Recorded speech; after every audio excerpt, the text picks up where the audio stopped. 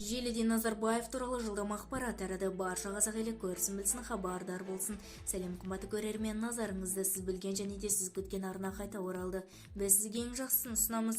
Жұмысымыз жауапсыз қалмау үшін видеоролик астындағы подписаться және де лайк түймесін басыңыз. Лайк түймесін басқан қолдарыңыз дерт көрмесін. Ал ендеше бастадым. Назарбаев 270 миллиард теңге Франциядан вилла сатып алмақ болған. Мұны ресейлік кәсіпкер Шалва Шигиринский айтты. Кәсіпкер Лазур жағалауындағы вилланы 2001 жылы Заирде басқарған африкалық экс-директоры Мабуту Сесса Секонның отбасынан 14,5 миллион долларға сатып алған. Кейін оны алу үшін Назарбаевтың адамдары әлдеқайда қымбат баға ұсынған. Дегенменен кәсіпкер бұл үйді Газпромнефтке 70 миллион долларға сатқан.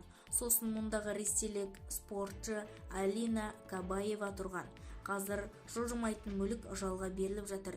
Дегенменен мүлікке тыйым салынған. Айта кетейік, вилла орналасқан аумақ 3,2 гектар, онда 15 жатын және де 28 қонақ бөлме бар.